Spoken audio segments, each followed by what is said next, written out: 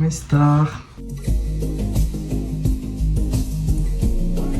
J'espère que tout le monde va bien. J'ai créé mon compte TikTok le 24 décembre 2024. Donc ça fait un peu moins de 2 mois que je possède mon compte. Je vais maintenant vous lister les principaux commentaires que j'ai reçus au début, à la création de mon compte TikTok. Ça va du moins pire au assez choquant. Supprime, cringe le TikTok.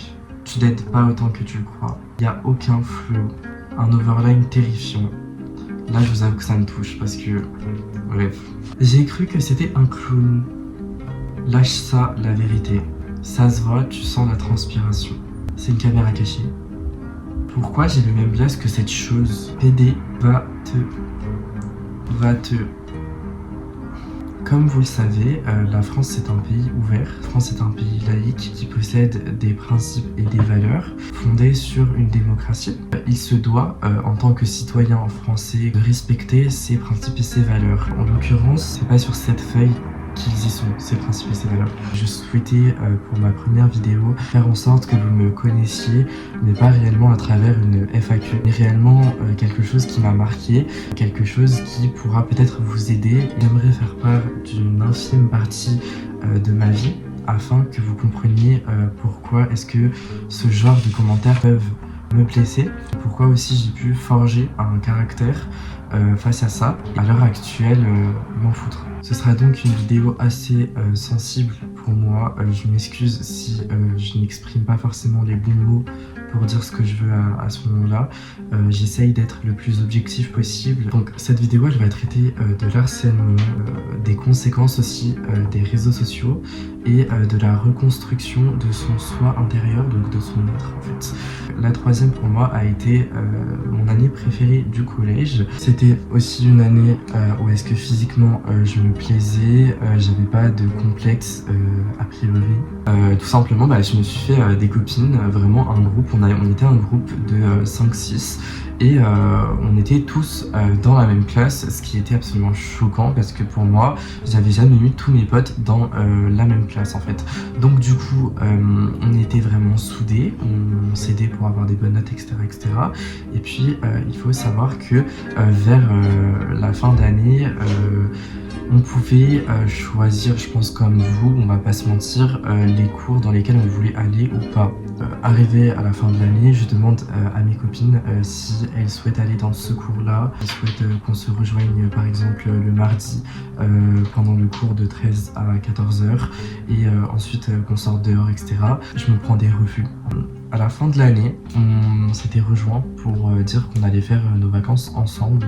J'avais été trop content. En sortant du collège, lorsque j'ai passé le seuil de la porte, je me suis bloqué par toutes ses copines. Donc Bibi il se retrouve tout seul en fait. Enfin, ils m'ont vraiment mise à l'envers. Donc pendant les 2 mois de vacances, j'ai rien fait littéralement puisque j'étais trop jeune, je pouvais pas travailler, j'ai rien fait. Je décide de faire beaucoup de sport en fait pour compenser le manque d'amis. À la fin des vacances, j'avais été super content parce que j'avais eu le corps quasiment que je souhaitais. Il y avait un lycée dans lequel je voulais absolument aller et j'avais été pris en fait une semaine après la rentrée. Donc c'est là que le réel début des problèmes commence. Je suis arrivé dans une classe où est-ce que la majorité des élèves se connaissaient, si ce n'est en fait l'entièreté des élèves. Ils faisaient en fait des sorties ensemble, des soirées également. Je me suis dit waouh, genre là je vais vraiment pouvoir avoir un vrai groupe d'amis, etc. Et puis le premier cours arrive, je me souviendrai toute ma vie de ça.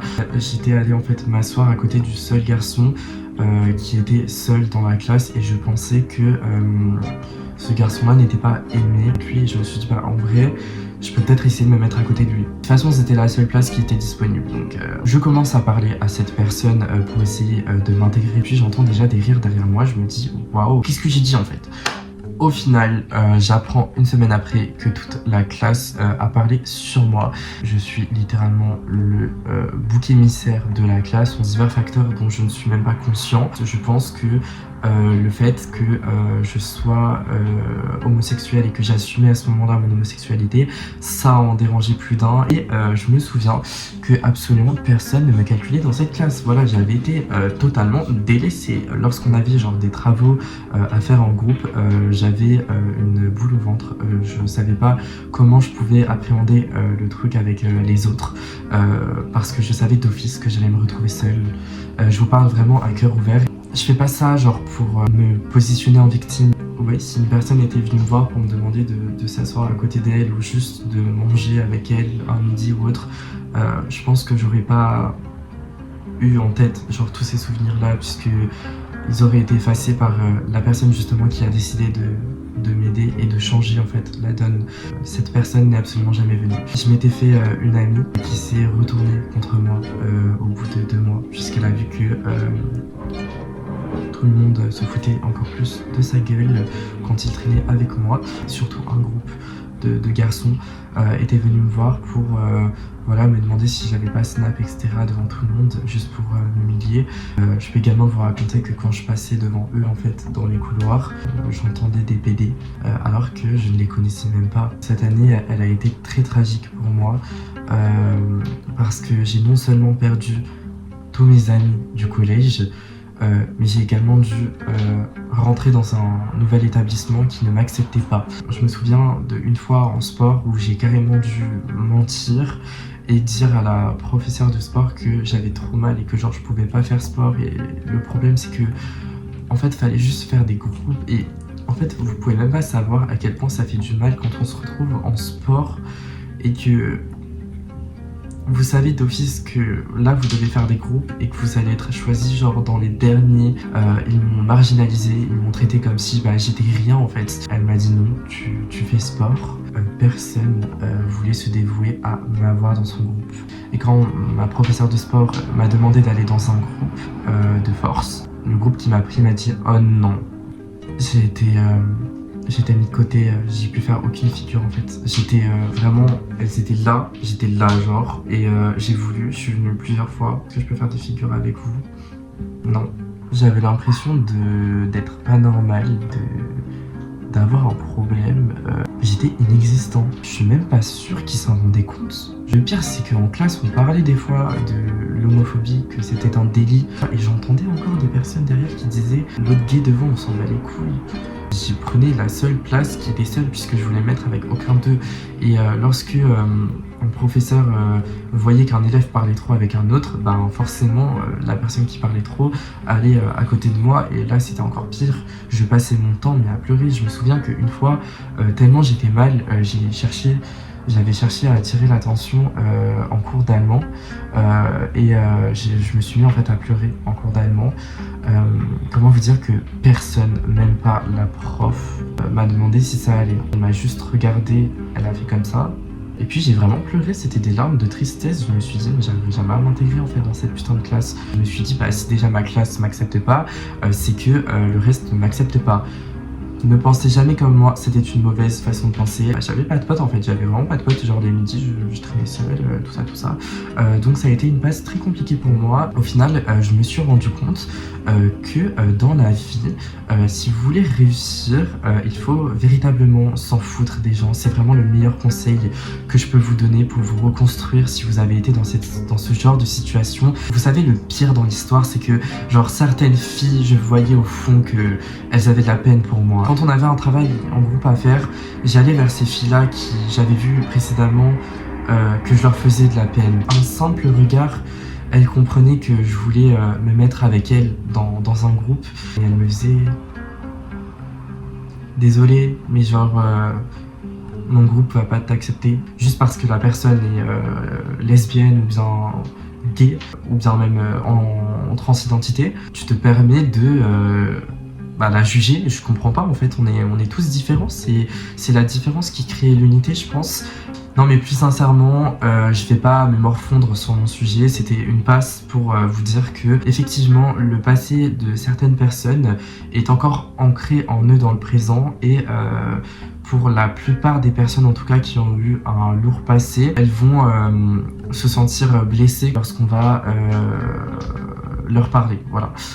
Je pense que on peut réussir à vraiment aboutir à une paix durable et surtout une paix collective si toutes les critiques cessaient.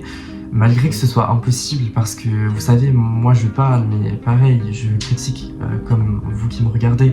On sait pertinemment que la critique est un facteur créateur de l'homme. La critique peut s'avérer positive comme négative. Je vais juste vous faire un update par rapport à aujourd'hui, comment je me sens et tout. Mais à l'heure actuelle, je parle encore à des gens, surtout je pense à une personne en particulier qui m'avait envoyé un message qui m'avait profondément touché et j'avais pas eu spécialement de retour de sa part, ne serait-ce que venir genre me voir dans la récré, j'avais vraiment genre rien eu du tout. Au moins on va dire que t'as pris la peine de m'envoyer un message, donc je te pardonne genre de rien avoir fait. Mais vous savez, pour moi les vrais fautifs c'est pas ceux qui engendrent le problème, c'est ceux qui regardent. Je pense que c'est ça le véritable fléau de la société, c'est que tout le monde regarde en fait sans jamais agir. Maintenant je suis vraiment qui je suis et j'assume totalement ce que je suis. Si vous êtes victime d'harcèlement, vous souhaitez ne pas en parler et vous êtes totalement légitime. Je veux dire, je comprends que ça puisse être une honte pour vous ou autre, mais essayez au moins de trouver des solutions, des alternatives et pas les alternatives auxquelles vous pensez le soir à minuit en écoutant la musique dépressive. Des alternatives du genre appeler un numéro où est-ce que vous pouvez parler gratuitement. Parfois parler avec des inconnus c'est mieux que parler avec des proches. Si j'ai pu faire cette vidéo, c'est que je suis apte à pouvoir avancer dans ma vie.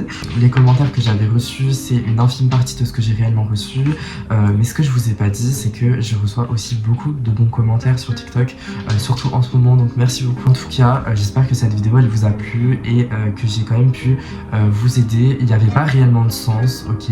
L'objet que j'essayais d'étudier, c'est vraiment pourquoi est-ce que l'humain continue à s'acharner comme ça sur des problèmes qui finalement ne les regardent même pas. Je veux dire, ça fait rien que je sois gay, vous voyez, ça, je dérange personne en étant gay. Quelque part, je sais qu'il y aura une justice, même si elle met du temps. Il y aura peut-être une justice en haut pour les croyants, peut-être une justice faite par la justice pour les athées. Vous êtes de bonnes personnes et je crois en vous. Enfin bref, je suis content d'avoir fait cette vidéo, même si elle a aucun but précis. Et le harcèlement c'est un sujet qui me tient mais vraiment beaucoup à cœur. Bisous mes filles.